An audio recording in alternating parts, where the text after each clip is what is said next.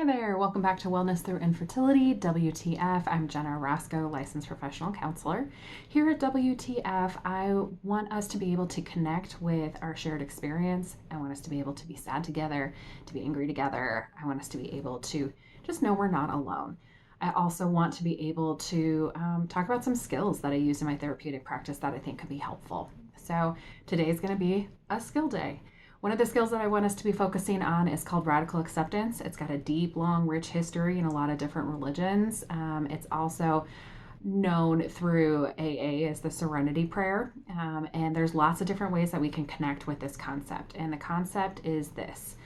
Basically, we are made more unhappy when we are trying to control things that we cannot control, or when we are not taking control of things that we can.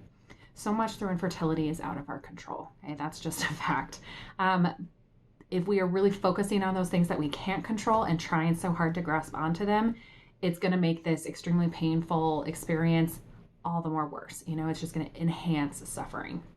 So while none of this is going to completely release or erase the experience you're having, it can shift the intensity a little bit. So I want you to get out a piece of paper. We're just going to go old school. We're going to write out some things and make a list of the things that you cannot control in this experience, okay? You cannot control what your body's doing. You cannot control how your partner feels about it. You cannot control, for the most part, your financial components going into this. You cannot control what other people are saying about this. You cannot control if your work is flexible with you taking time off to go to various appointments. There's a lot of things that you cannot control. And when you're spending time focusing on how unfair that is or trying to shift the things, it's just going to take a lot of your much needed energy away from you. So create that list.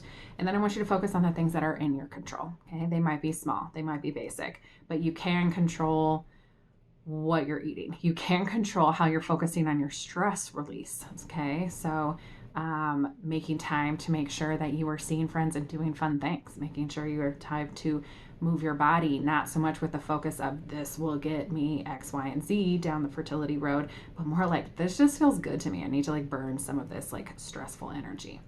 Okay. What else is in your control?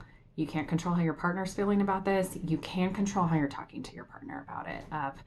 This is where I'm at. This is how I'm feeling. Where are you at? And what do you need?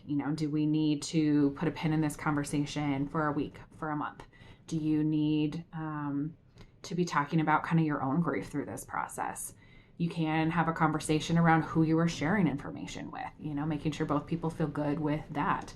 So take a look at what you can control and what you can't control. Set yourself a really specific goal around, I'm going to work to relinquish the area on this list, even if it's just one of these things. I'm going to focus on not putting so much effort into controlling, and I'm going to focus on the things that are in my control. You might surprise yourself with what is actually in your control in this situation.